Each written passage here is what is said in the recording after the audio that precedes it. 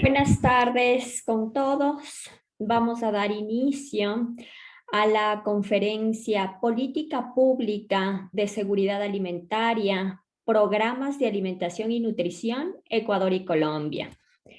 La seguridad alimentaria y la nutrición están unidas en particular en lugares donde el suministro de alimentos es incierto. Cuando los alimentos escasean, la higiene, la inocuidad y la nutrición a menudo se desatiende. La población adopta dietas menos nutritivas y consume más alimentos insalubres. Y los peligros químicos, microbiológicos, zoonóticos y otros plantean riesgos para la salud de la población. La Organización Mundial de la Salud se esfuerza por promover la disponibilidad de alimentos inocuos, sanos y saludables para toda la población, a fin de mejorar la inocuidad de los alimentos y la seguridad alimentaria.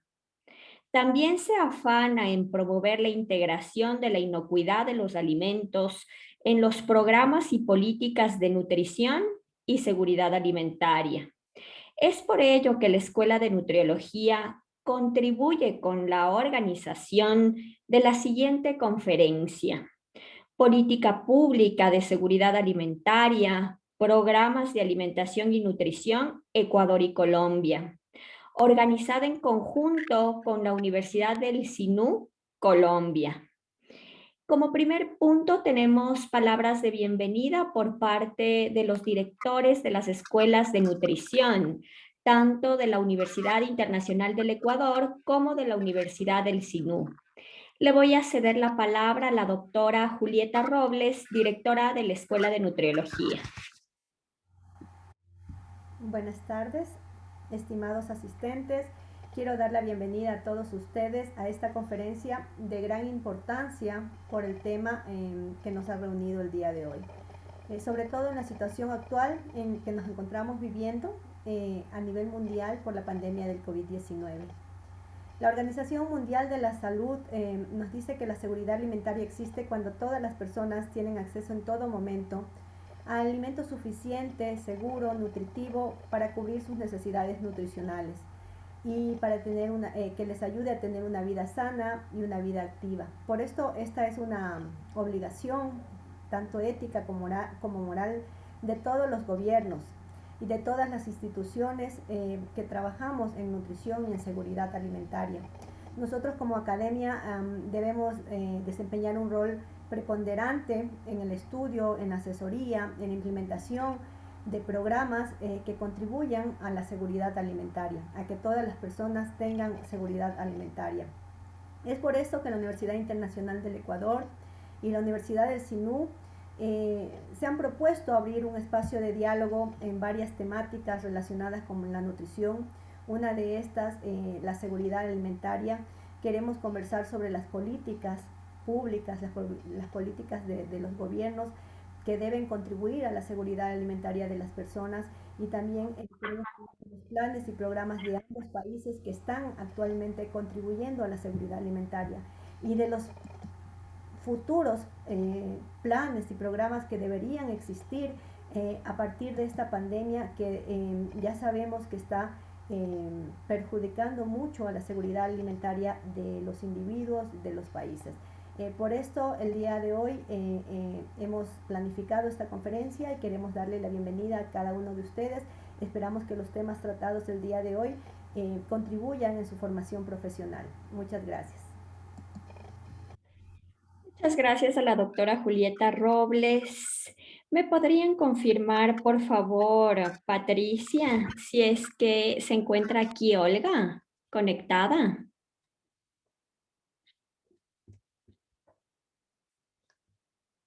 Libimar, ¿nos escucha?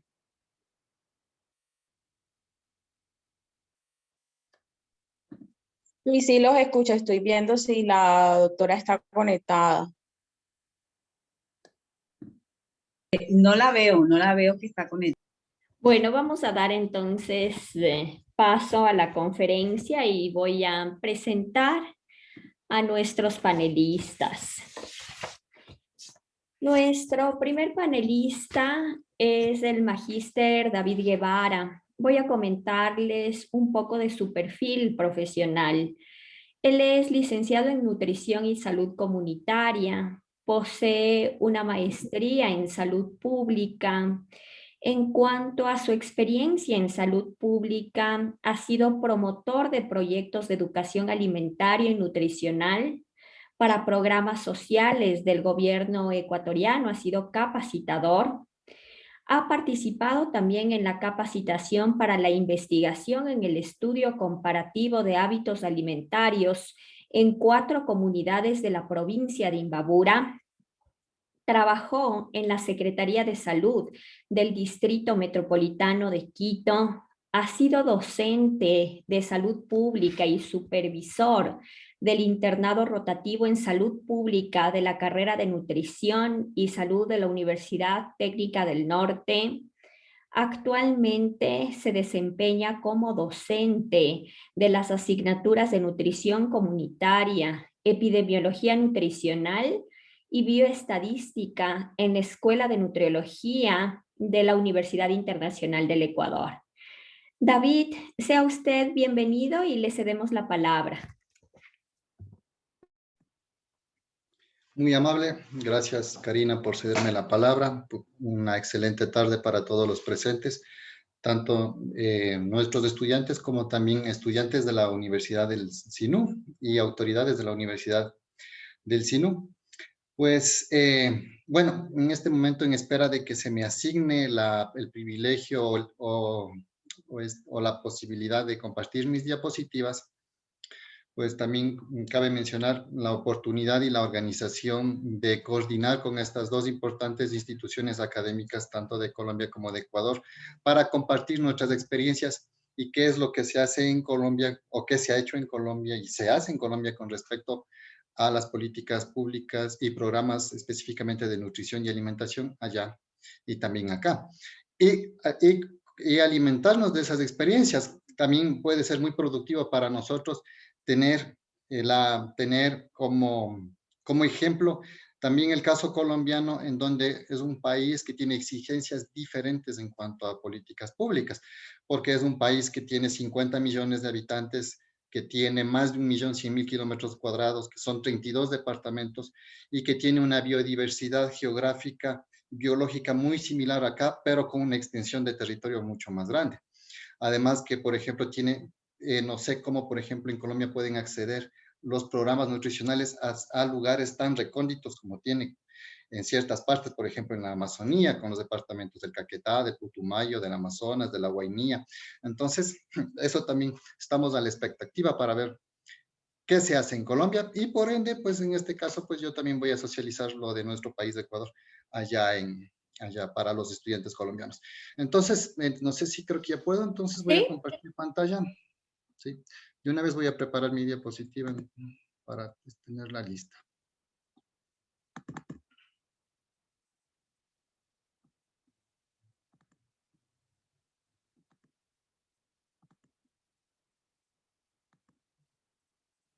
Ya. Supongo que ya lo pueden divisar en sus respectivos monitores o celulares, no sé cómo estarán conectados. Ok, bien, sí, chicos. Ya, voy a hablar sobre los programas de alimentación y nutrición que se han dado en el Ecuador.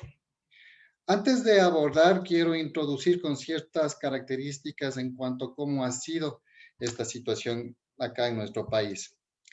Primero que durante al menos varias décadas, sobre todo desde los años 80 hasta la actualidad, ha habido una gran cantidad de programas y proyectos, todos relacionados con el componente de nutrición, con diferentes variantes, ¿no?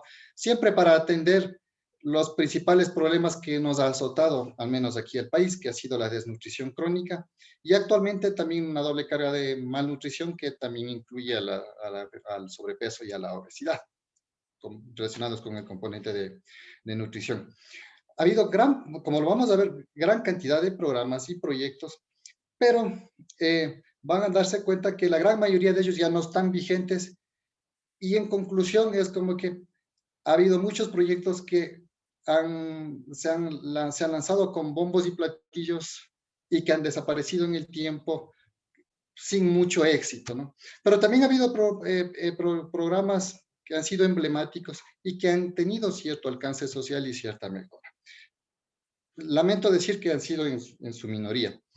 Todavía sigue siendo una deuda histórica para nuestro país resolver los problemas importantes, sobre todo el indicador de la desnutrición crónica, que está por sobre el 25% y que es de los peores indicadores que se tienen en Latinoamérica. De hecho, pues, solo Guatemala creo que está por detrás de nosotros en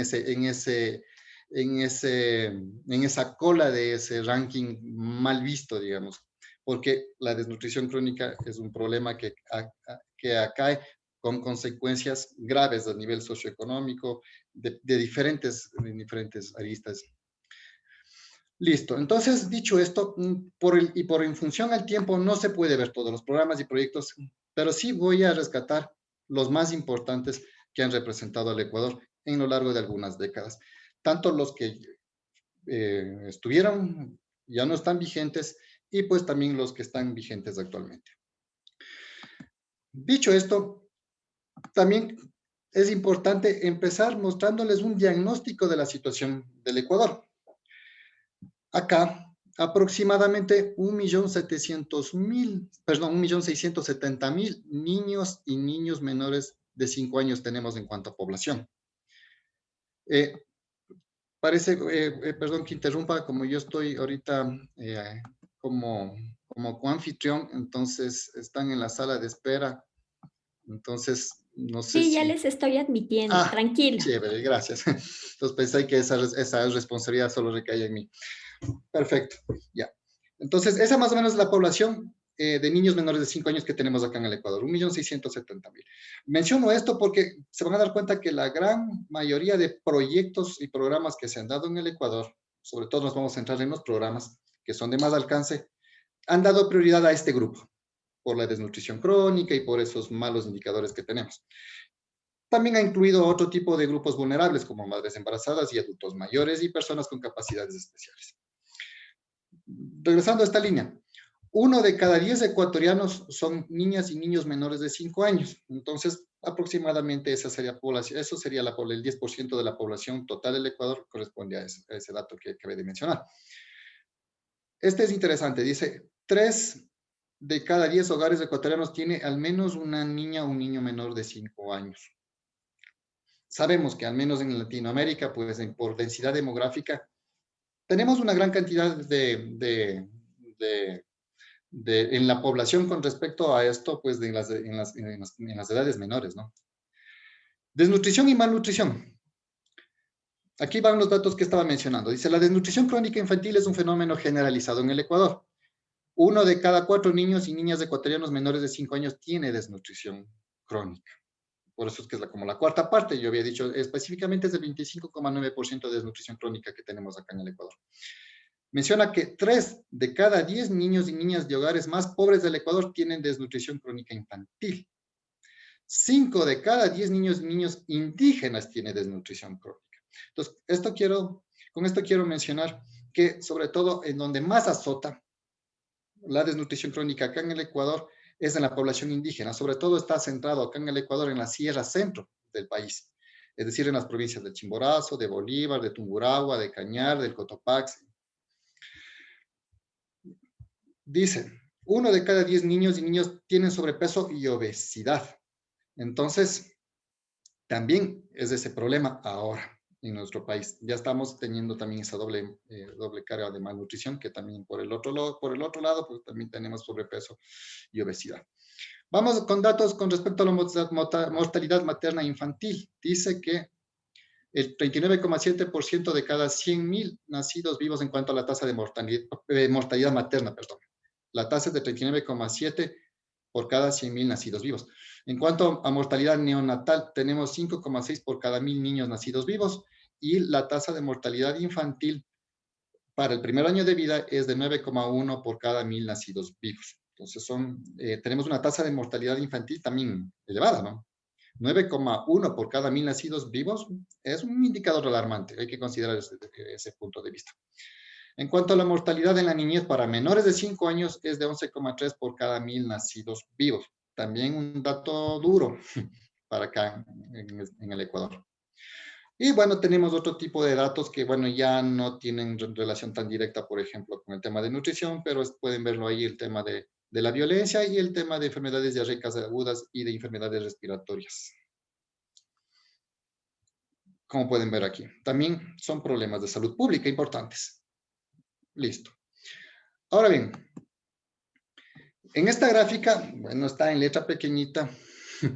De todas maneras, no es que no lo vamos a abordar todo, pero simplemente es para mencionar la cantidad de programas que han existido en el Ecuador solo en el periodo de 1982 al 2005, dividido en varias líneas. Por ejemplo, en cuanto a la alimentación complementaria, programas que se han preocupado, por ejemplo, por dar, suministrar alimentos o a veces algunos productos fortificados específicos también.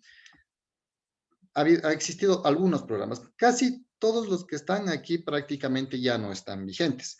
De los que más se puede rescatar, y como vamos a ver, de los primeros que se incluyó, que tuvo ya un alcance importante, fue el programa de alimentación materno-infantil. Se tuvo el programa del Nacional de Alimentación y Nutrición, denominado acá el PAN 2000. Hubo también, por ejemplo, el programa nacional, el programa Aliméntate Ecuador, de los más importantes en esta línea de alimentación complementaria. Hubo también, importante en cuanto a otras líneas, programas importantes, por ejemplo, en la suministrar micronutrientes específicos, y los dos más importantes que se dio fue el proyecto del bocio y el programa integrado de micronutrientes, suplementación y fortificación. Vamos a hablar un poco más adelante del proyecto de bocio, porque ese, por ejemplo, tuvo resultados interesantes e importantes en cuanto a tener éxito. De hecho, en los años 80, sobre todo en la Sierra Centro de acá del Ecuador, hubo un problema importante de tener bocio, sobre todo porque no tenían suficiente consumo de yodo, algo diferente que se daba en las poblaciones de la costa ecuatoriana, porque por tener productos del mar se beneficiaban de consumir más yodo, y eso hizo que no sea prevalente este problema del bocio. Pero en la Sierra Centro sí fue muy prevalente. Entonces se decidió, por ejemplo, fortificar la sal con yodo, y se solventó en gran manera este problema. Vamos viendo otras líneas, por ejemplo, en cuanto a nutrición y salud infantil, ha existido los bancos de leche, programas de, por ejemplo, maternos infantiles, algunos. En cuanto a la educación y comunicación en salud y nutrición, ha existido, por ejemplo, proyecto de educación nutricional denominado el PEN, el guías nutricionales. Ha habido algunos programas, ¿no? Son varios, como pueden ver, y son hasta el año 2005. De ahí en adelante, algunos de ellos ya no han operado, han cambiado de nombre, o ya existen nuevos programas o proyectos que sí los voy a mencionar más adelante. Ha habido, por ejemplo, líneas de sistema de información como el CIBAN, como, por ejemplo, el más emblemático, que empezó desde el año 1996, el CISBAN, perdón.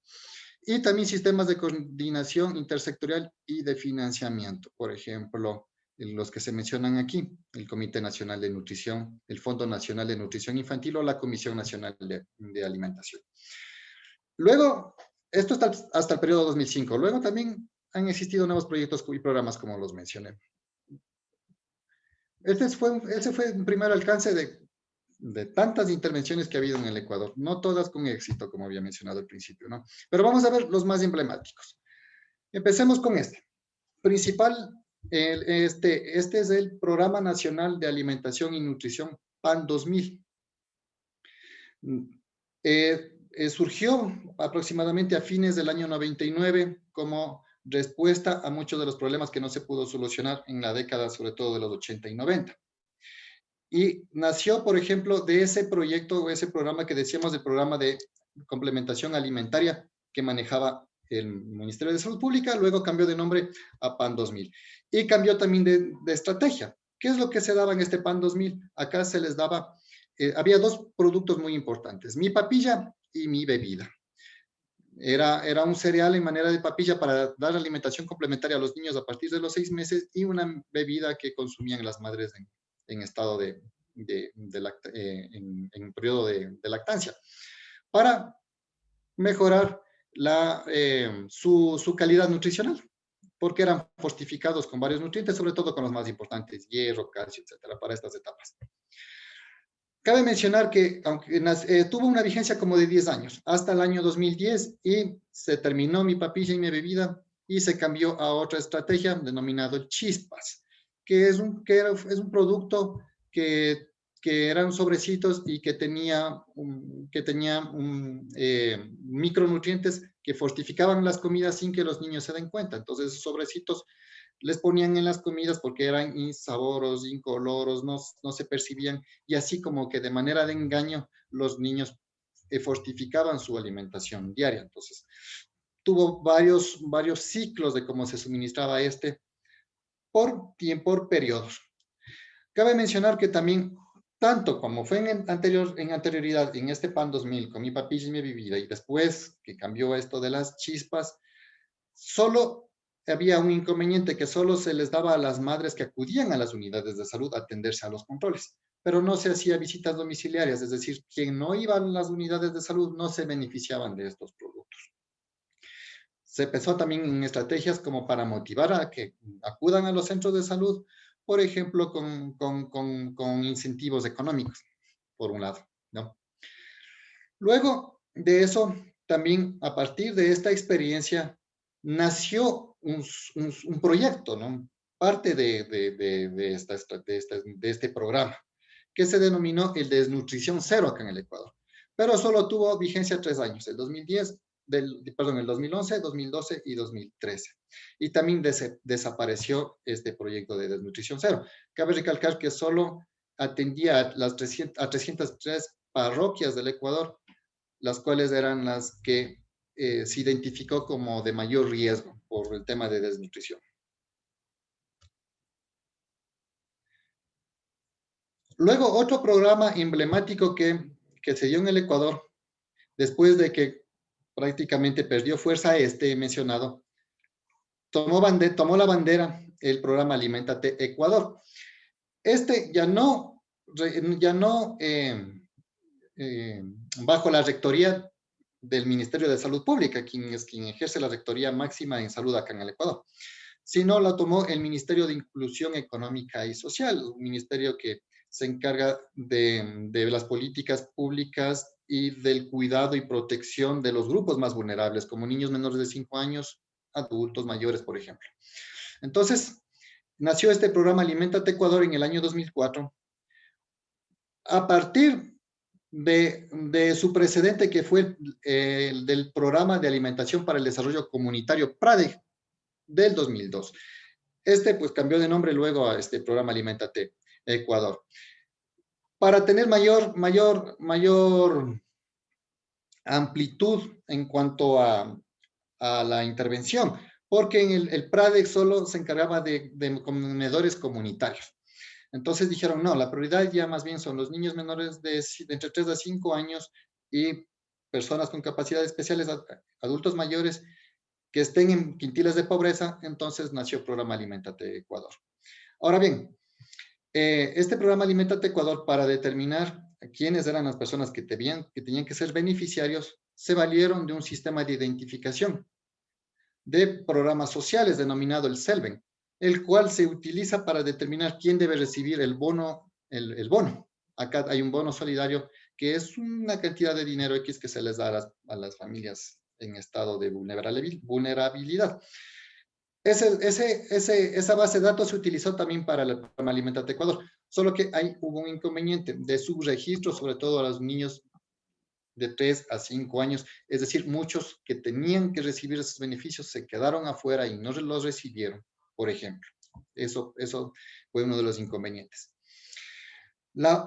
También surgieron otros inconvenientes con el programa Aliméntate Ecuador, porque quienes se encargaban de la distribución de los alimentos eran las juntas parroquiales, pero ellos entregaban los alimentos a las familias. Aunque el objetivo del programa era la desnutrición crónica infantil y llegar sobre todo a los niños de entre 3 a 5 años, quienes usaban los alimentos era todo el núcleo familiar. Y a veces no llegaban específicamente a quienes iban dirigidos a esos niños, sino comía el abuelo, el papá, la mamá, el tío, hermanos adolescentes, todos. y no se canalizaba específicamente al grupo interés. Entonces, por eso fracasó también este programa y pues nacieron más bien otro tipo de proyectos a partir de este programa, es decir, buscar otros canales. Y nació de esto nació el proyecto de promoción de alimentación saludable. Es decir, ya no entregar alimentos, sino tener estrategias de promoción de la salud para enseñar a las familias a que mejor administren los alimentos y darles estrategias y enseñarles a comer mejor y enseñarles educación nutricional, por un lado. Por otro lado, nació también de esto mismo el proyecto alimentario nutricional integral PANI. Este, manejado por el INFA, una institución acá encargada de los niños, en la cual aquí hubo un grado de éxito, ¿no? Porque ellos en esta parte manejaban con dos grupos, organizando en dos grupos, los CIBB y los CNH. Los CIBB son los Centros Infantiles del Buen Vivir y los CNH son los Creciendo con Nuestros Hijos. Entonces ahí tenían cautivos a los niños, donde recibían alimentación y recibían cuidados, y sobre todo se identificó ya con una línea base que sufrían de un porcentaje de anemia muy importante la infancia de acá del Ecuador y sobre todo estos grupos vulnerables identificados. Y en el transcurso de 4 años, la anemia en este grupo bajó del 54% a una prevalencia del 37%.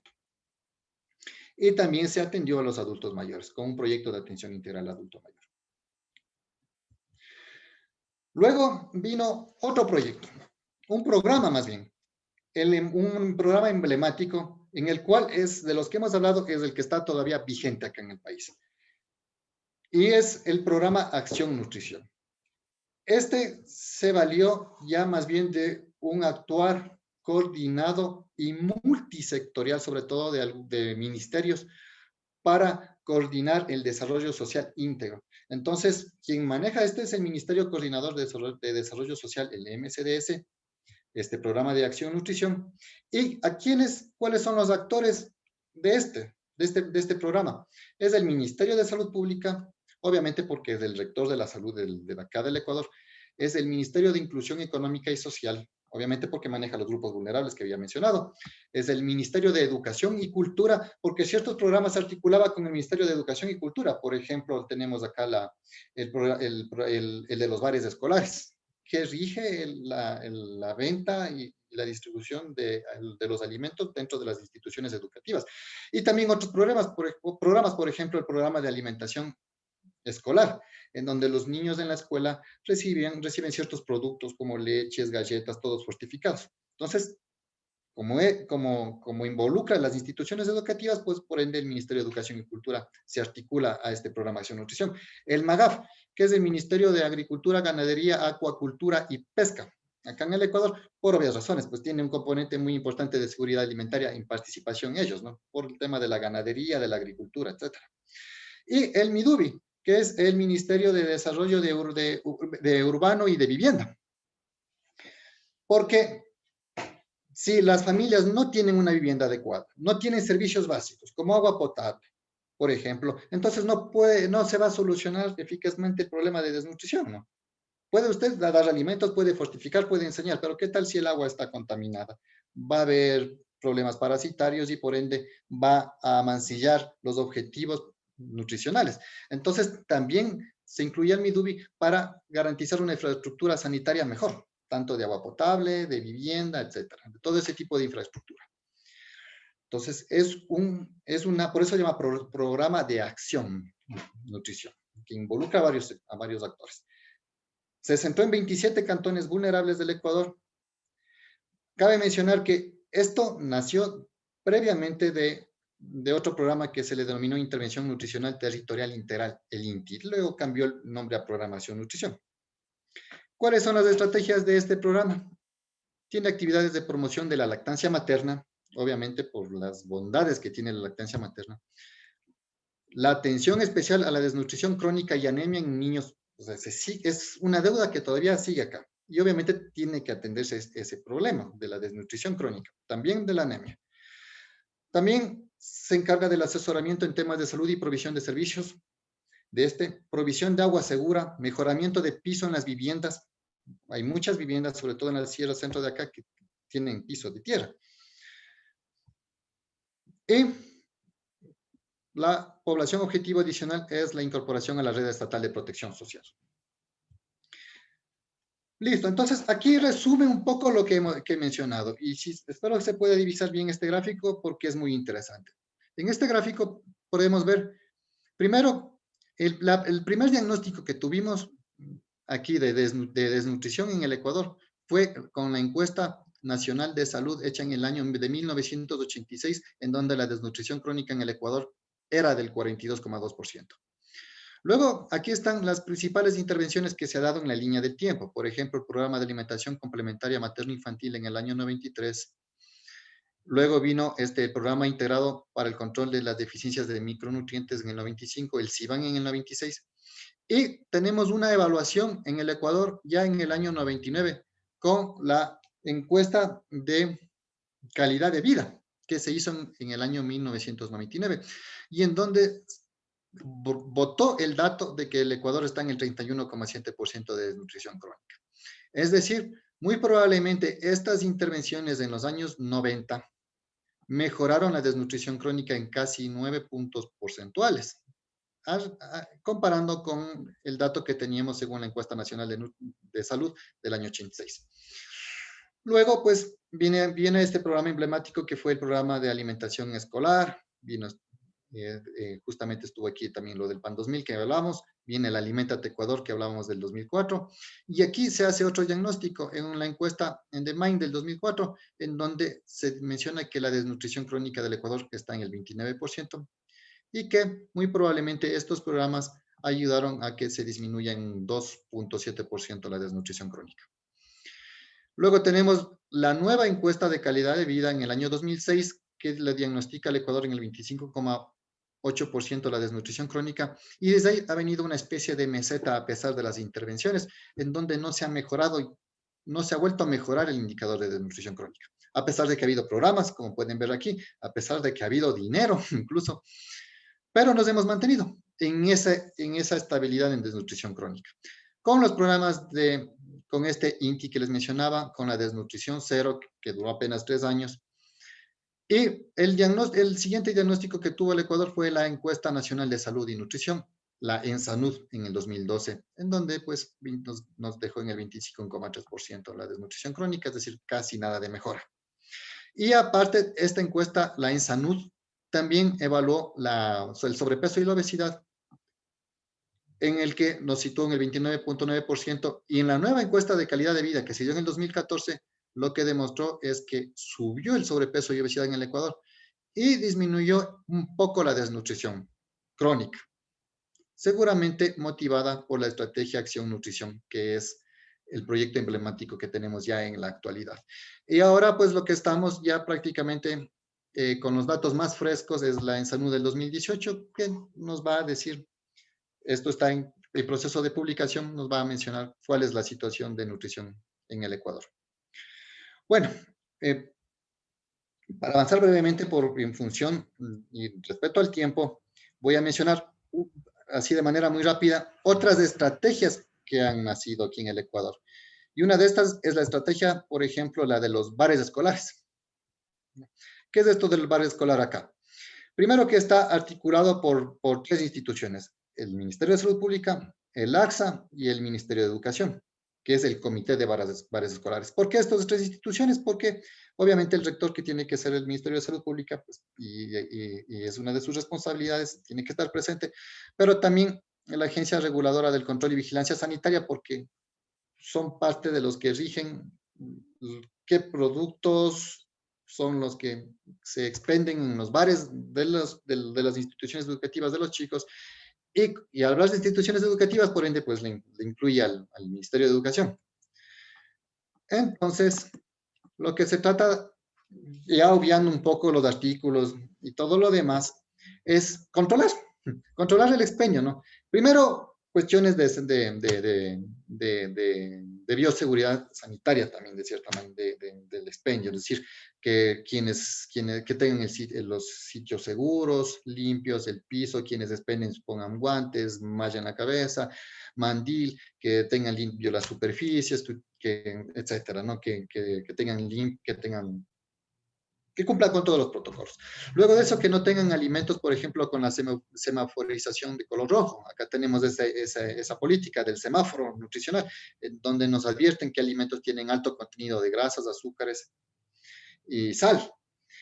Esos no están prohibidos, los de semáforo rojo están prohibidos venderse en los bares escolares. Cosas por el estilo. Entonces, se regula eso, en esa política de los bares escolares. Tenemos otra que es la suplementación y los controles desde el momento de la gestación y luego en el tema de la lactancia. Entonces, las madres tienen que acudir a los controles en donde se les evalúa cómo va su evolución y también se les suministra micronutrientes para prevenir problemas. Fue, por ejemplo, a propósito, y es el 14 de abril, por eso le puse, se celebra el Día Nacional de Yodo. Creo que nadie de aquí sabíamos, al menos en el Ecuador, que se celebraba eso, ¿no? Creo que es en honor al éxito que tuvo esta política para solventar el problema del bocio. Otra estrategia que tiene el MSP actualmente es el reconocimiento de la responsabilidad nutricional. Este es en función a quienes dan el servicio de alimentación, como por ejemplo los restaurantes, en el donde se les da una certificación del Ministerio de Salud Pública como restaurantes con responsabilidad nutricional. ¿Qué tienen que hacer para tener este reconocimiento?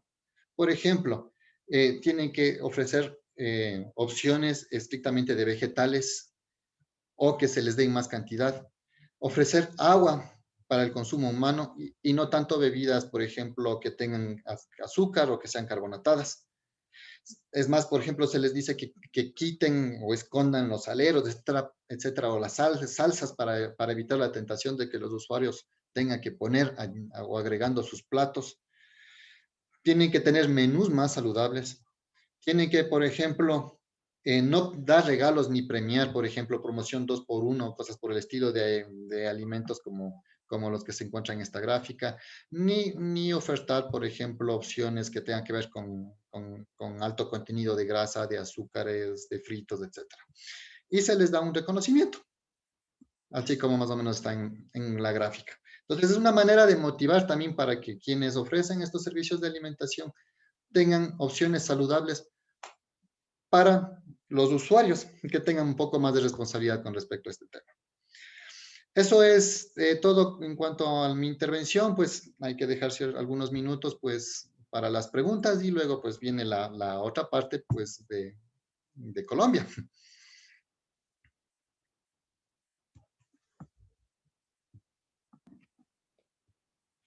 Muchas gracias, David, por su intervención. Tal vez alguno de los participantes tiene una pregunta.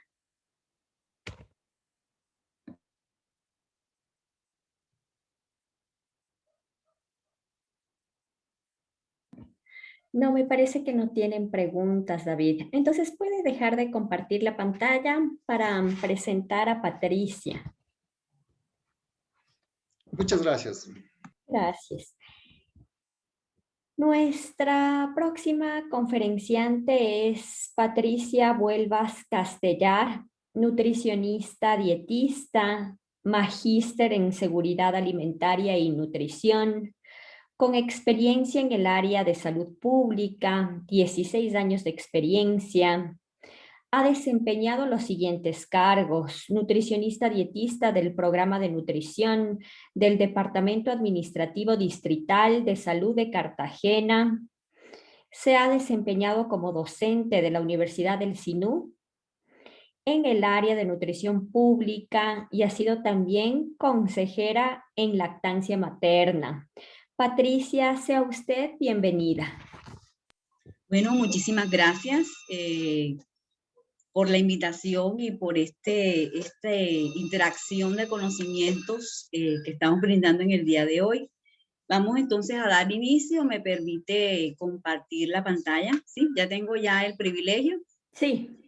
Ok. Vamos entonces.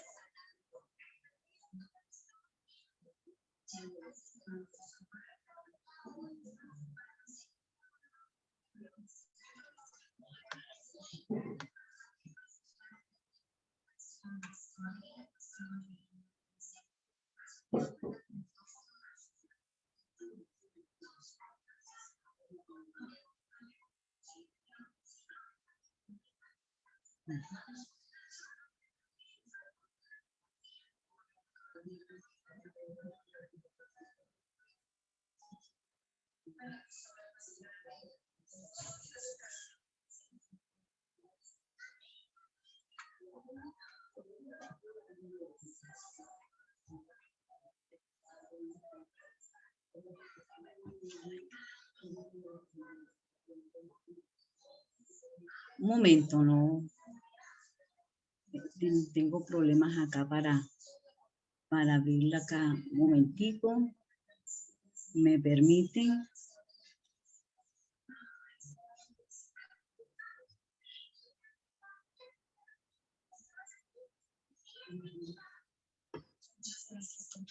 Bueno, mientras que abro mi presentación sobre las políticas de alimentación y nutrición aquí y programas de seguridad alimentaria aquí en Colombia.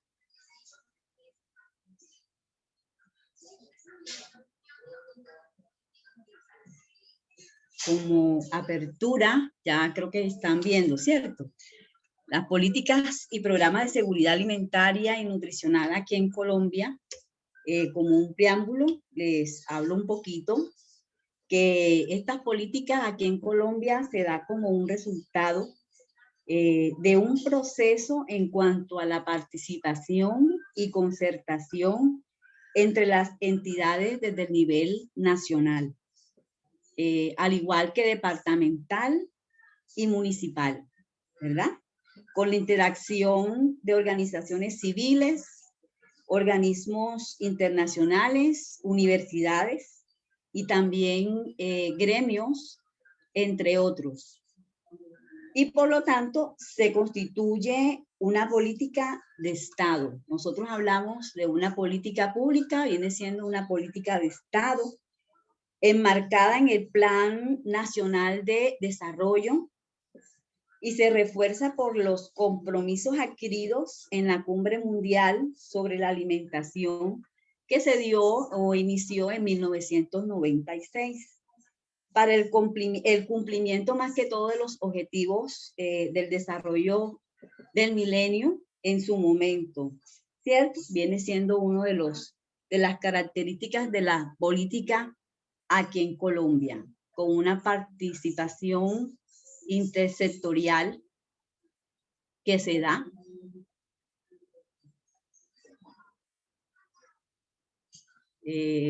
Yo sí voy a abrir mi presentación completica.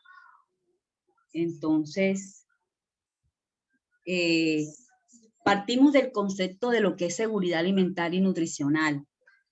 Nosotros, quien nos rige o quien nos da ese lineamiento a nivel nacional, partiendo de un antecedente o un marco normativo, se viene, como decimos, o yo digo, es la Biblia de nuestra política de seguridad alimentaria, es el COMPES 113.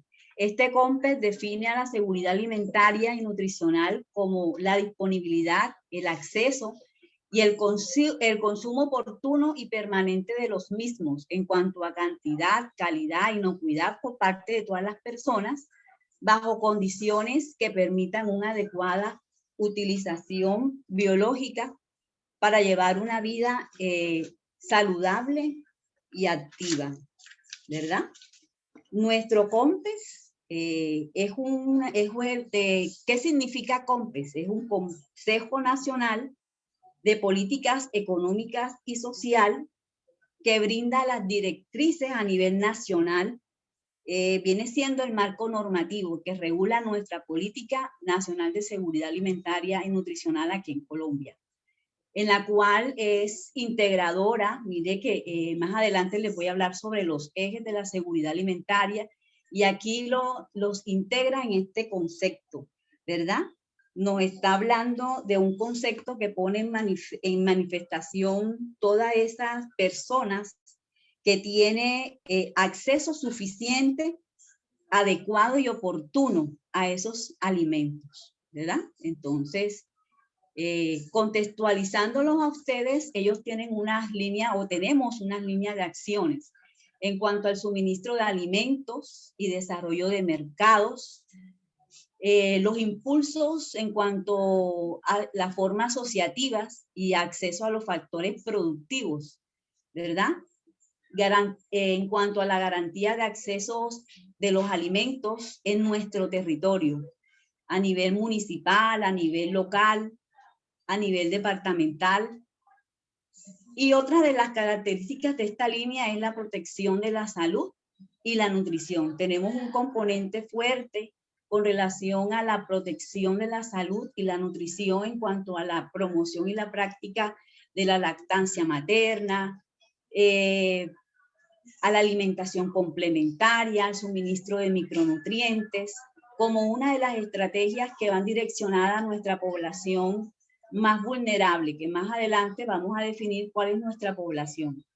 En cuanto a investigación científica y tecnología, son esas herramientas que nos brindan para la toma de decisiones. Aquí nosotros en Colombia tenemos, así como ustedes, también tenemos una ENSI, que es la Encuesta Nacional de Salud y Nutrición, y esto se desarrolla cada 5 años. La última fue en el 2015 y salió, se divulgó hace como 2 años. De 2 años a 1 año se están divulgando aún datos, y que eso nos contribuye a la toma de decisiones, ¿verdad? En cuanto a la implementación de estos planes, programas y proyectos que nosotros desarrollamos aquí en Colombia y que va direccionado para nuestra población vulnerable. ¿A qué le llamamos población vulnerable? A la primera infancia, tercera edad o adulto mayor, a las gestantes y también a las poblaciones víctimas de conflicto armado que ingresaron también a este proyecto, y también a madres de cabezas de hogar, población víctima en general, ¿verdad? Hablamos ahora con enfoque diferencial, entonces también entran nuestras poblaciones indígenas. En cuanto al marco normativo, nosotros aquí hablamos de unos antecedentes, y que estos antecedentes parten, estos antecedentes se los voy a nombrar a grosso modo, porque desde hace muchos años estamos aquí desarrollando esta política, pero la política de seguridad alimentaria y nutricional parte o tiene como un norte a partir de la construcción del COMPES. O sea, cada quien hacía por grupos, por entidades, pero no había como un conjunto de acciones directas en la cual se midiera ese impacto, esos indicadores. Desde que se construyó dicho COMPES, que es el marco normativo de nuestra política, le hemos dado seguimiento a cada uno de estos planes, programas y proyectos que van direccionados a mejorar la seguridad alimentaria y nutricional de nuestra población colombiana, enmarcado en nuestra Constitución Política de 1991, ¿verdad? Desde el ámbito nacional, la seguridad alimentaria ha sido una de las grandes preocupaciones constitutivas del desarrollo humano, y en nuestra Constitución Política de Colombia establece el derecho a la alimentación, ¿verdad? A la alimentación equilibrada como un derecho fundamental en los niños. Está contemplado en el artículo 44 de nuestra Constitución, y también hay otros artículos de nuestra Constitución que fortalecen todos estos procesos de seguridad alimentaria, como es la oferta, la producción agrícola, entre otros, y que son deberes del Estado, ¿verdad?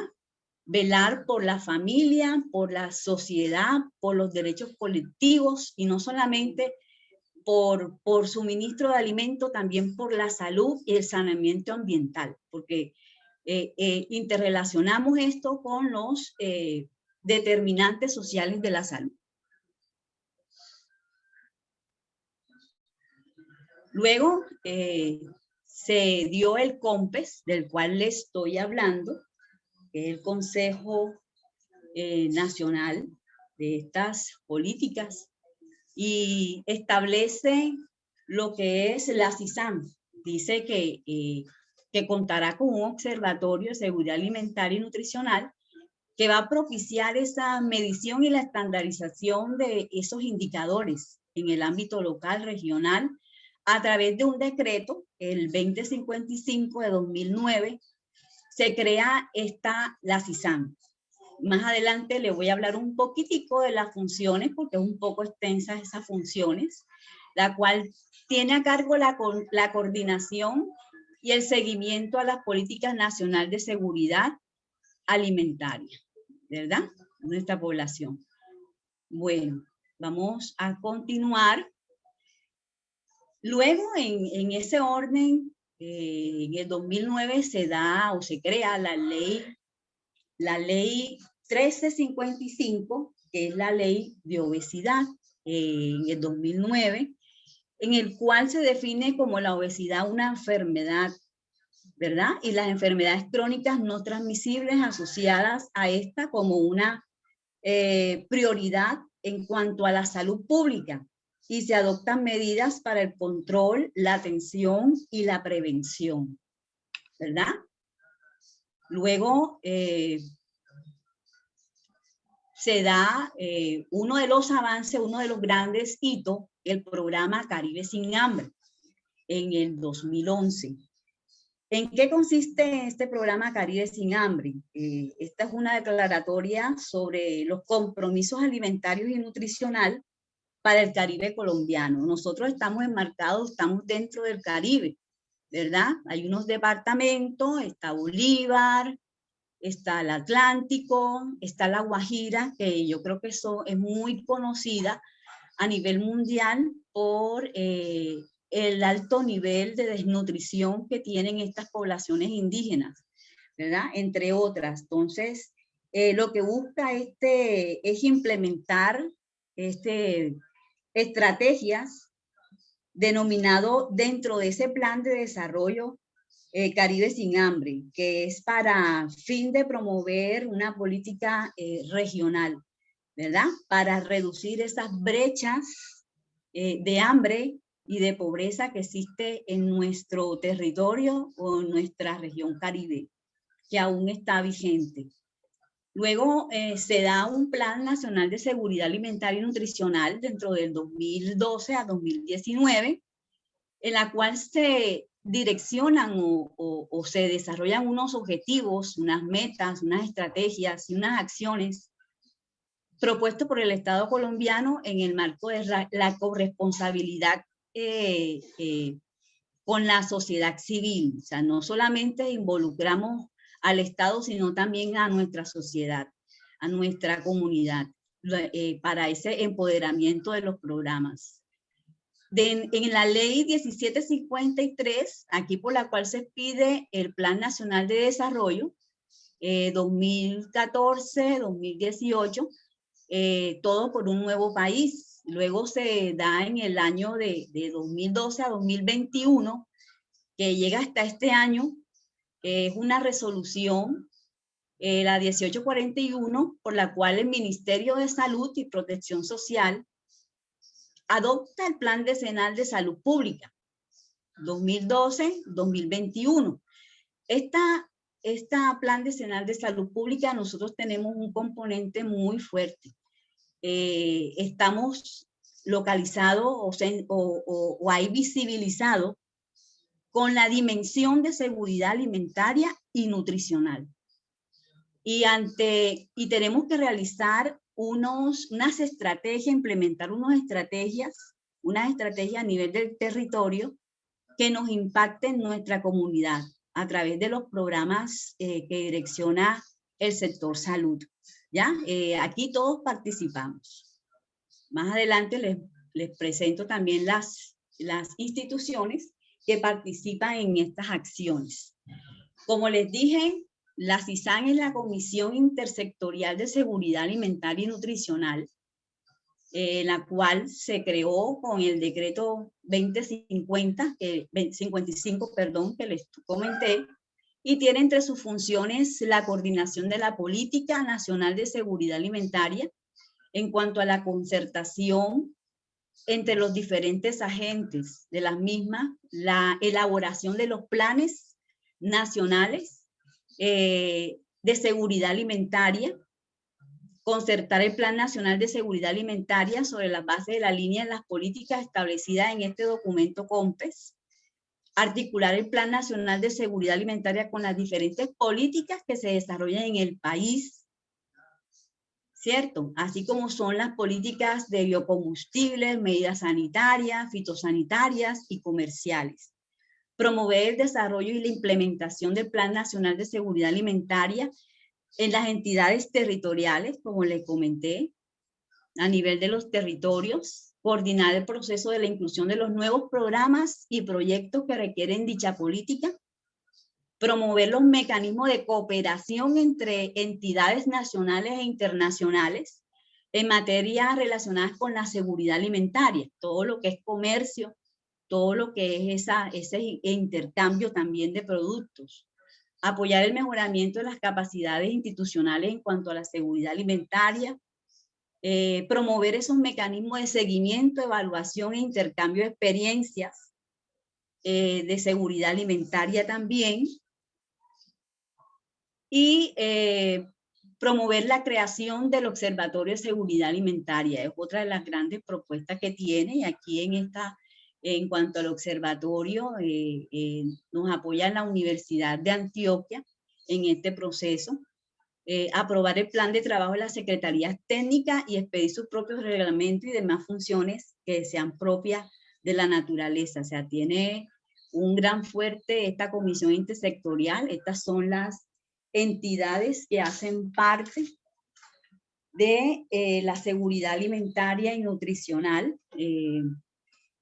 Los entes, el Ministerio de Salud y Protección Social, el Ministerio de Ambiente, Ministerio de Agricultura, el Instituto Colombiano de Bienestar Familiar, que es quien tiene el mayor peso de los programas de seguridad alimentaria o de alimentación, que le llamamos.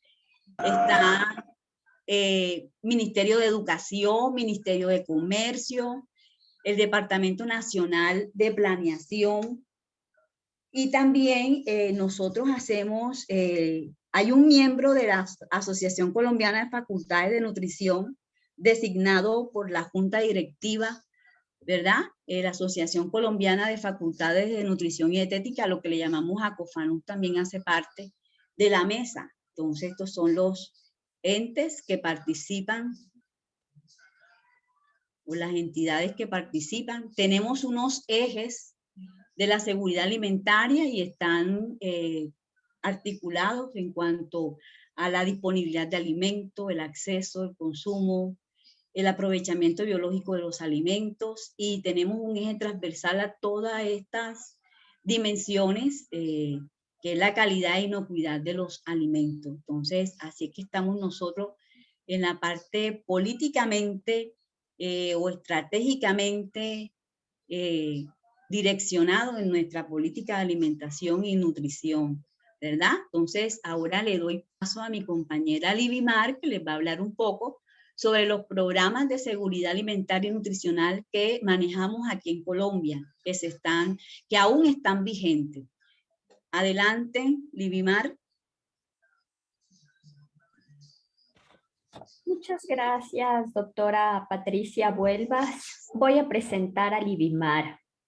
Entonces, dejemos de compartir la pantalla para que Libimar pueda compartir su pantalla.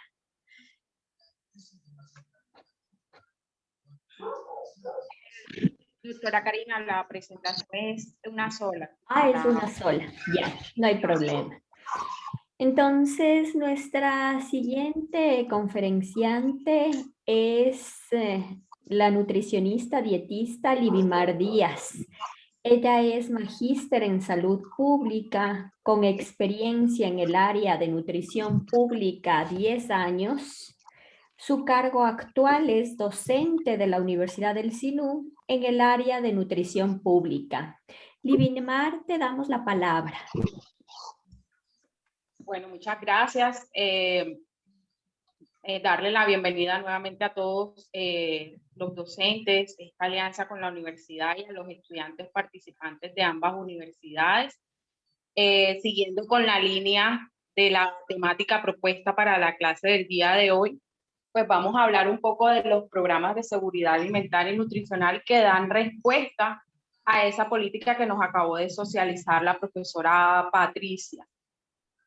Entonces, también acá en Colombia han habido muchos programas que han ido modificándose a lo largo del tiempo. Unos han dejado de existir, otros han continuado. Entonces, la idea es como centrarnos en los que están vigentes ahora mismo y que ustedes conozcan un poco en qué consiste cada uno de estos programas. Ya son bastantes, no alcanzamos a abarcarlos todos por el tiempo de la presentación, pero sí que conozcamos por lo menos los principales y qué se hace en Colombia para dar respuesta a esa política pública.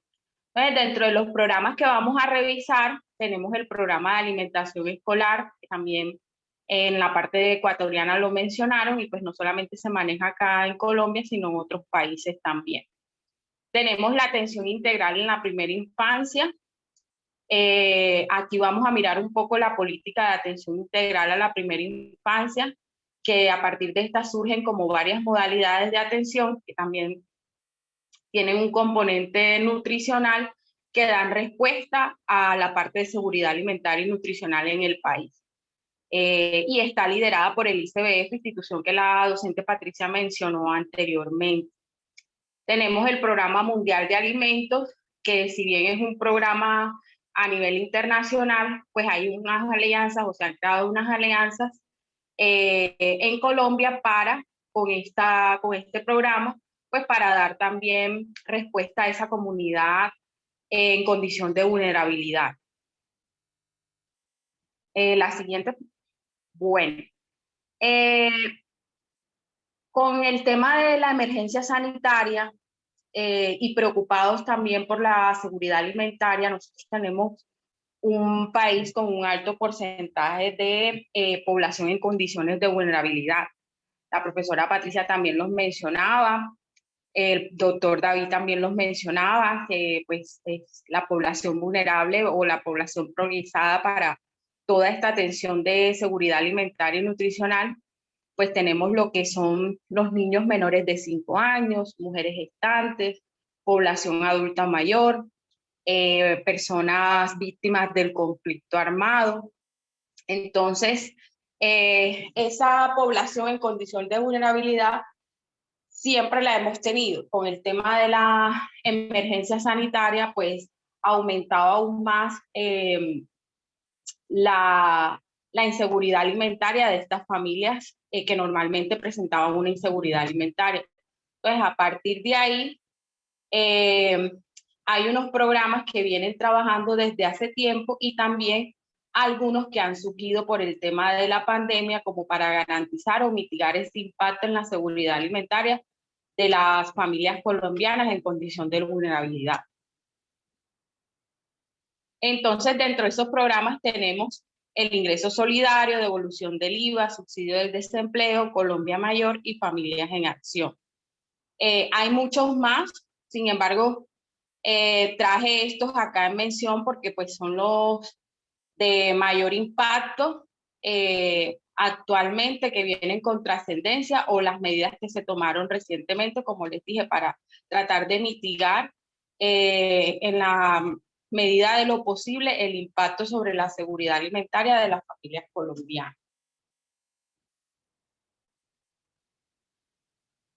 Entonces, profe, la siguiente.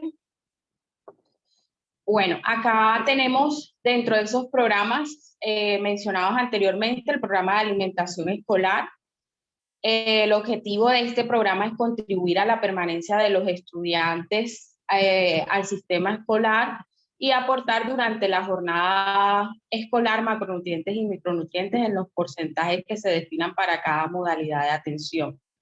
Entonces, dentro de este programa hay varias modalidades de atención, es decir, los niños reciben un aporte nutricional que puede ser de un 25 hasta un 50%, dependiendo la jornada y la condición en que se encuentre la ubicación de cada uno de estos niños beneficiarios de este programa. Pero la intención sigue siendo la misma, pues tener ese impacto en la seguridad alimentaria, en el estado nutricional, pues aparte de la alimentación que reciben o del aporte nutricional que reciben en su institución educativa, pues también se hacen otras estrategias educativas como para reforzar todo lo que tiene que ver con la alimentación de los niños en la etapa escolar. Ahora bien, por el tema de la emergencia sanitaria, surge un decreto, que es el 533 en abril del año 2020, donde se garantiza esa atención o ese cubrimiento nutricional de los niños desde la casa.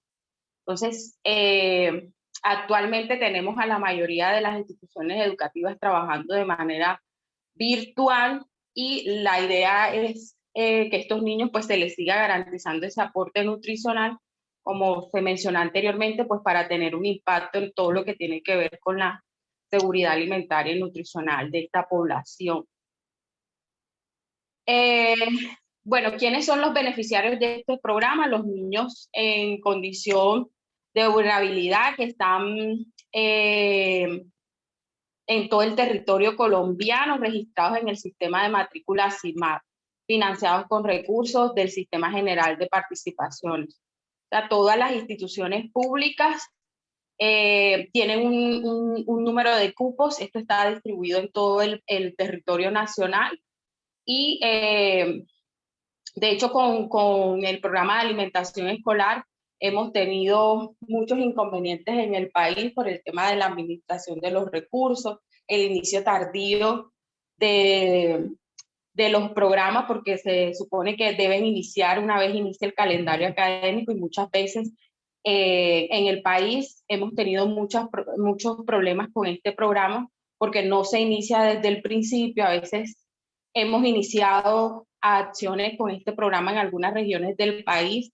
en meses desde junio, septiembre, y eso pues termina afectando también las metas que se tiene de este programa. Y es una deuda o una mejora que el país tiene con todos los niños o la población escolar.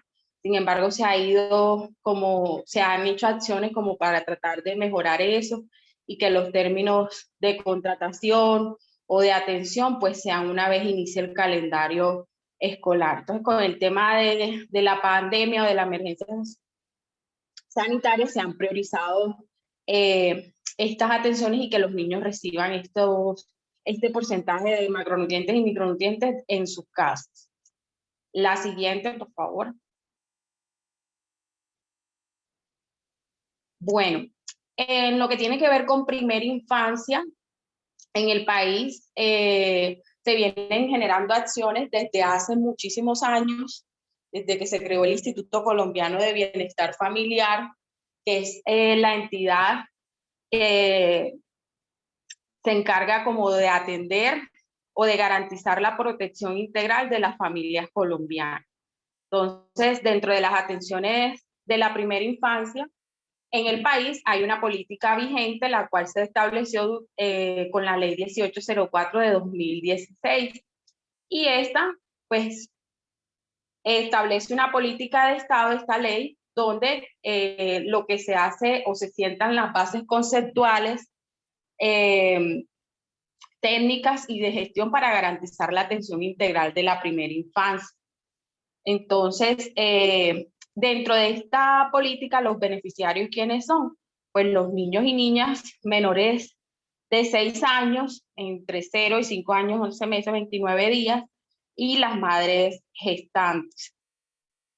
Son la población beneficiaria de esta política.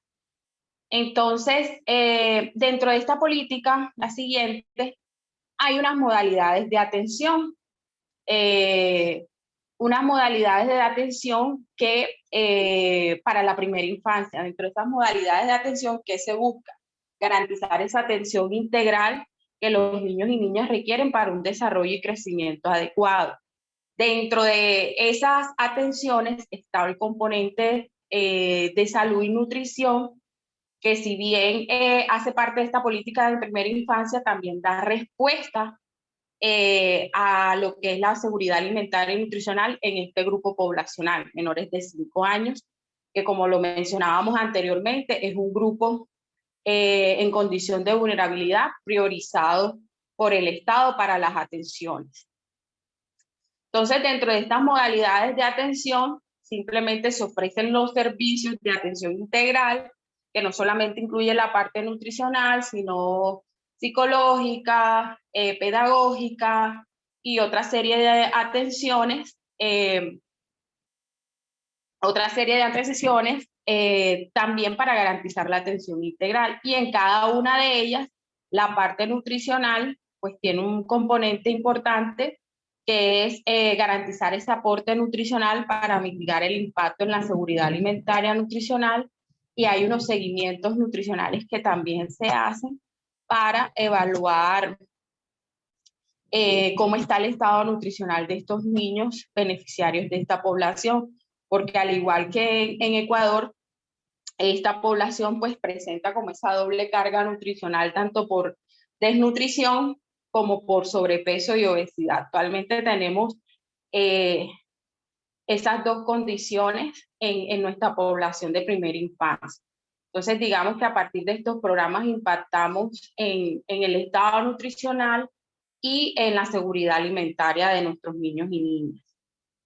Siguiente.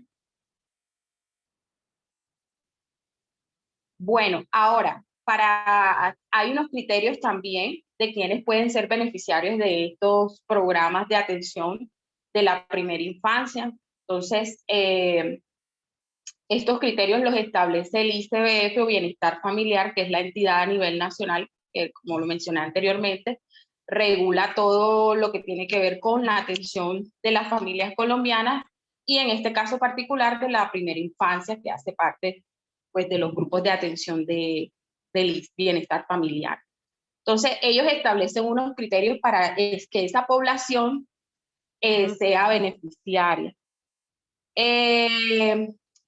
Dentro de esos criterios tenemos víctimas de hechos violentos asociados al conflicto armado, egresados de modalidad de recuperación nutricional, es decir, niños que de pronto tuvieron problemas por desnutrición y fueron beneficiarios de programas para mejorar su estado nutricional. Pues la idea es que estos niños, una vez egresen de estos centros de atención o de estos programas de recuperación, sean vinculados a estas modalidades de atención de primera infancia para garantizar su seguridad alimentaria, y que sea un niño pues que no vuelva o retroceda en su mejora de estado nutricional. También tenemos los niños que tienen vulneración de derechos, que están en un proceso de restablecimiento de derechos en el país. Entonces ellos también pueden ser priorizados para la atención en estos programas o estas modalidades de atención. Siguiente.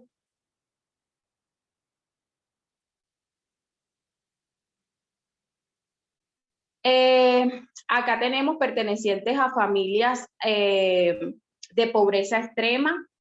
Tenemos también personas o pertenecientes a los proyectos de 1000 viviendas y viviendas de interés prioritario, que son familias en condición de vulnerabilidad que tengan niños en estas edades, remitidos por entidades del Sistema Nacional de Bienestar Familiar que se encuentren en situación de vulnerabilidad o riesgo. pertenecientes a comunidades étnicas, indígenas, comunidades negras, afrocolombianas, palenqueras, raizales, rum, que demanden el servicio.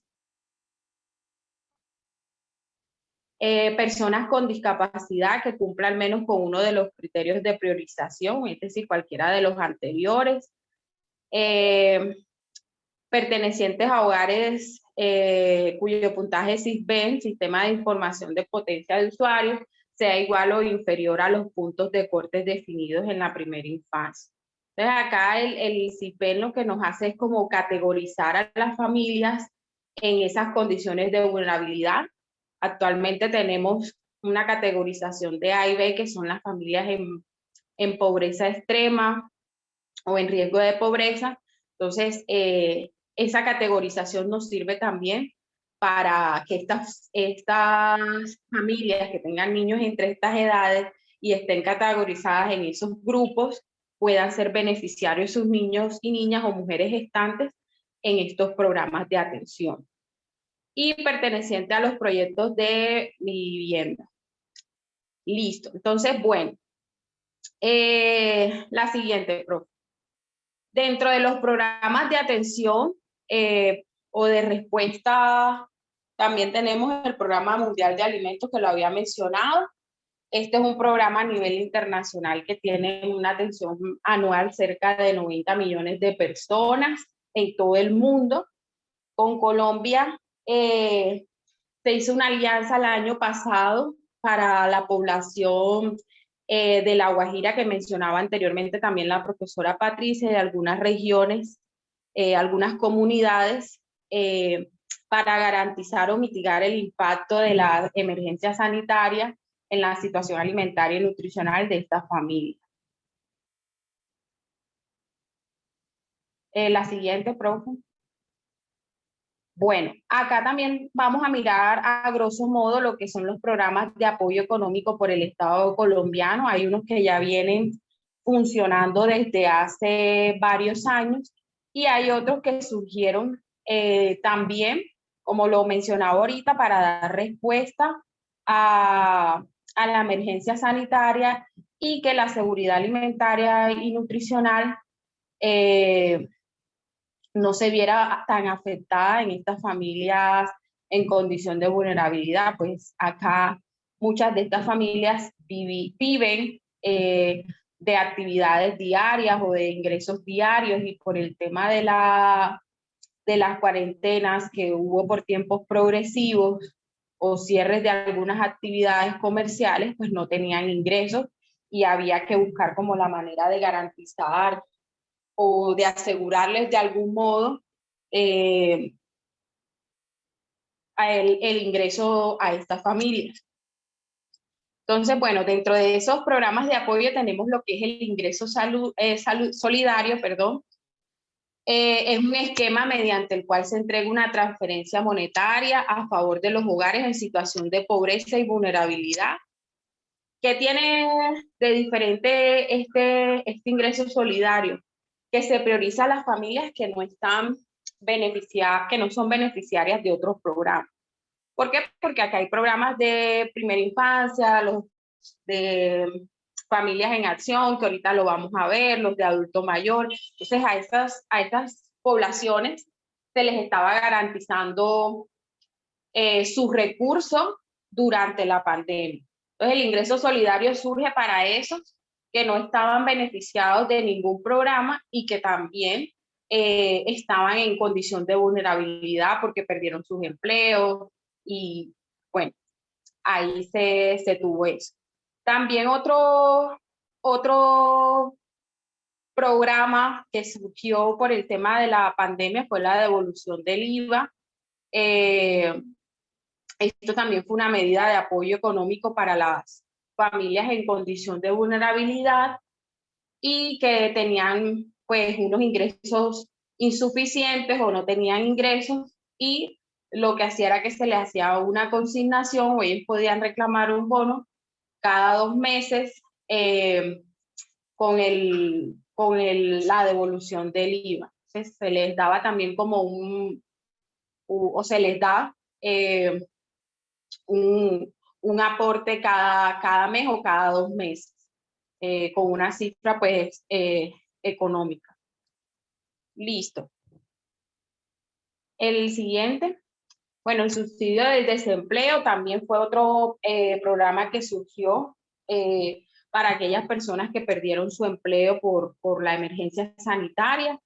Entonces, se estableció por el decreto 488 del 27 de marzo y es un subsidio de desempleo.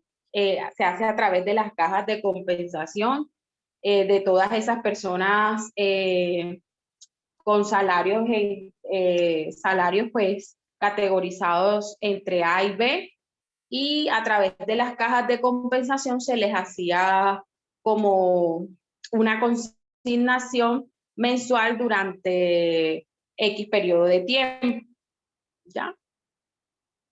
La siguiente. Bueno, Colombia Mayor, este sí es un programa que sí está establecido y que viene trabajando desde hace años en el país. Acá, bueno, los adultos mayores beneficiarios del programa adulto mayor, con el tema también de la pandemia, se les estaba haciendo una consignación de una cifra económica. Ahí tenemos el valor en pesos colombianos. Este valor se le consignaba cada 2 meses. Ahí tenemos un costo de 80.000 pesos, es decir, que cada 2 meses se les consignaba 160.000 pesos. Y pues la idea también de todas estas intervenciones o todos estos apoyos económicos era impactar de alguna manera en garantizar la seguridad alimentaria y nutricional de estas familias en condiciones de vulnerabilidad o de estos grupos en condiciones de vulnerabilidad. La siguiente. Bueno, Familias en Acción también es un programa que en el país se viene trabajando ya desde muchos años y son esas familias en condición de vulnerabilidad que se les da un ingreso económico también. A ellos se les consigna y este ingreso pues tiene como finalidad que las familias pues garantizar o apoyar en alguna medida el acceso a programas de educación media y superior, contribución a la superación de la pobreza y pobreza extrema, prevención del embarazo en adolescencia. Entonces, ya las personas que son beneficiarias de estos programas pues no tienen acceso a los que surgieron por el tema de la emergencia sanitaria, como los que mencioné ahorita, de ingreso solidario, devolución del IVA, porque pues ya están recibiendo un recurso y la idea era también como que esta respuesta o que da el Estado colombiano pues tuviera en cuenta a estas familias que no están adscritas a ningún programa o no tenían ningún apoyo.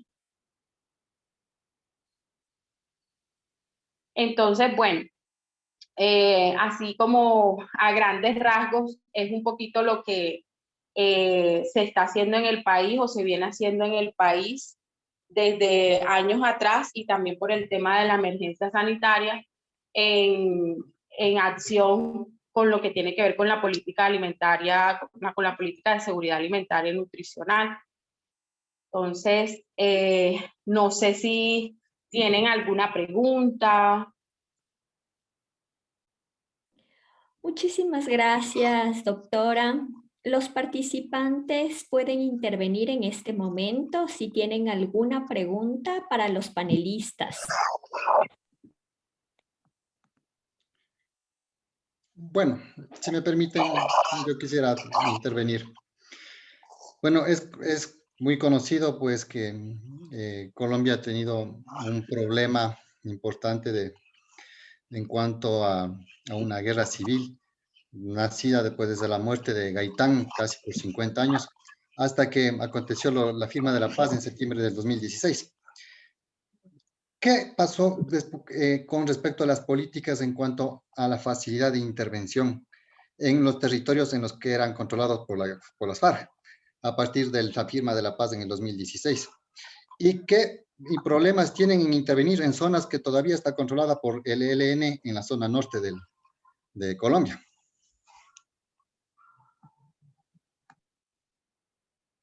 Bueno, como lo dijo el doctor David, pues no es un secreto que el país viene lidiando con eso desde muchísimos años atrás, que pese también a la firma o de ese convenio de paz que se firmó, todavía tenemos zonas de alto riesgo en el país, donde pues se limita un poco también la atención. Sin embargo, esas zonas tienen priorizadas a las familias y algunas familias también, por eso dentro de los beneficiarios de los programas se tienen en cuenta también todas estas personas del conflicto armado, porque han sido personas que han sido despojadas de su territorio y les ha tocado movilizarse de su zona, lo que pues pone en riesgo también la seguridad alimentaria y nutricional, porque pues son personas que se movilizan de su zona rural, donde pues tienen sus ingresos o su campo, su zona de trabajo,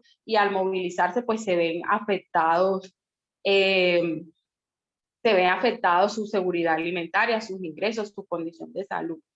Entonces, sin embargo, en el país todos estos programas que mencioné anteriormente llegan también hasta esas zonas, o se tienen atenciones en esas zonas, ¿ya? Y lo que pasa es que también están como configuradas como zonas de alto riesgo. Entonces allá pues tenemos limitaciones, pero sí se llega también a esas familias en esas zonas de riesgo, que las clasificamos acá, sí. Entonces no sé si respondo la pregunta, Sí, doctor. sí, sí, muy amable, ¿no? Y también es un poco complejo, ¿no? Porque además de que, bueno, por un lado políticamente las FARC, no, digamos que como estructura que existían, pues cambió ahora un partido político, pero sin embargo nacieron las BACRIM, que les dicen allá, y tienen controlado la parte del Pacífico, entonces también sigue habiendo esa dificultad. Me imagino que en los departamentos de Nariño, la parte costa pacífica, del Valle del Cauca y del Chocó. Entonces, pero me parece interesante que a pesar de eso, pues hagan todos los intentos por llegar a esas zonas. Sí, claro. No sé si de pronto la propia Patricia quiere decir algo para complementar o si tiene alguna otra pregunta el doctor o los estudiantes.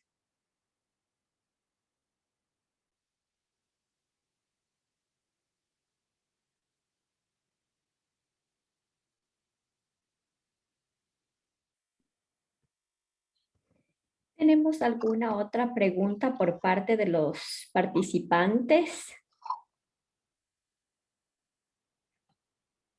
No tenemos más preguntas. Entonces vamos a finalizar esta conferencia.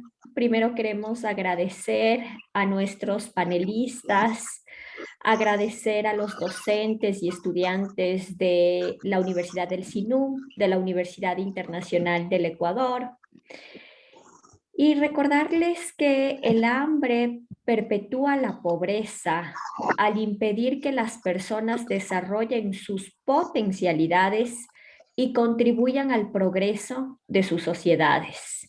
Que tengan una buena noche y muchísimas gracias. Qué pena quitarle un segundito. Lo que pasa es que la directora de la escuela se logró conectar y ella me pidió un espacio. Ah, Entonces, ya, claro, por favor. ¿para qué? Por Olga favor, está conectada. la doctora Olga, ella me pidió el espacio. Muy Claro que buenas sí. noches para todos. ¿Cómo está, doctora? ¿Cómo ha pasado? Buenas noches. Bien, sí, señora, ya aquí conectándome. Bueno, pues nuevamente felicitando a los ponentes, a los tres docentes que estuvieron. La temática pues muy pertinente en estos momentos tan complejos que vivimos a nivel mundial, pero especialmente los dos países, ya que conocemos que ambos pues estamos en situaciones bastante similares en cuanto a seguridad alimentaria, ¿no? Realmente mirando cifras de nuestro país, realmente miramos que la FAO en el año 2019 catalogó aproximadamente a 2,4 millones de personas que padecían de hambre en nuestro país, acá en Colombia. obviamente afectando esto la seguridad alimentaria. Y ya de pronto actualizándonos un poco más a cifras obtenidas por medio de datos que registraron en unos capítulos de libros electrónicos que han trabajado docentes de todas las instituciones de educación superior que integran los programas de nutrición, que es una alianza realmente con el derecho humano de la alimentación que se llama LUDA.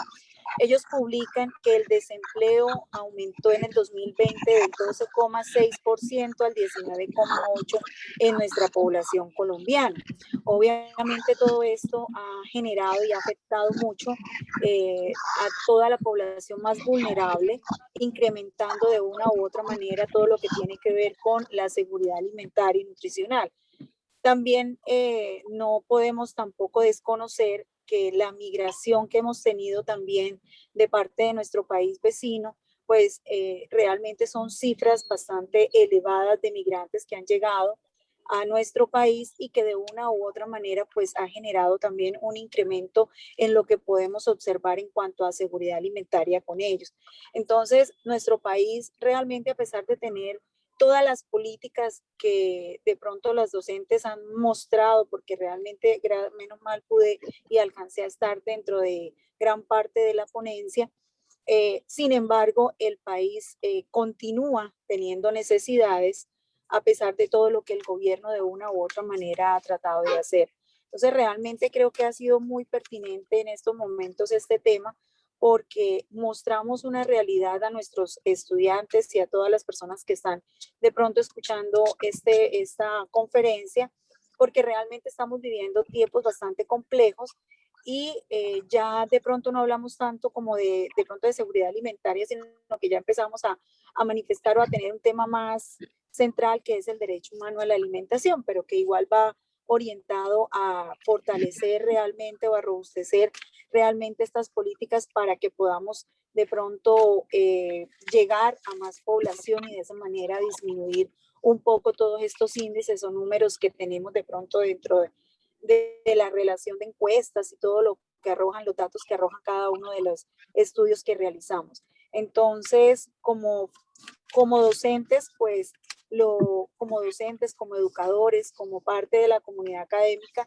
realmente todas estas conferencias van a favorecer mucho el conocimiento, o por lo menos llevar a sensibilizar a toda la comunidad para que sigamos trabajando y aportando a todas estas políticas. Acá en el país siempre nos están citando como academia para nosotros participar dentro de estas políticas, poder aportar realmente dentro de nuestra área, nuestra experticia, y poder ayudar a formular políticas. Entonces es como la invitación que puedo hacerles el día de hoy, tanto a docentes como a estudiantes, que cuando se hagan o les lleguen esas invitaciones o se hagan las invitaciones de parte de la academia, participemos, porque nosotros somos realmente, en cierta forma, las personas que estamos con el conocimiento y de pronto actualizados para poder llegar y a ayudar realmente a la redacción de cada una de estas normas que rigen a nivel de cada uno de nuestros países.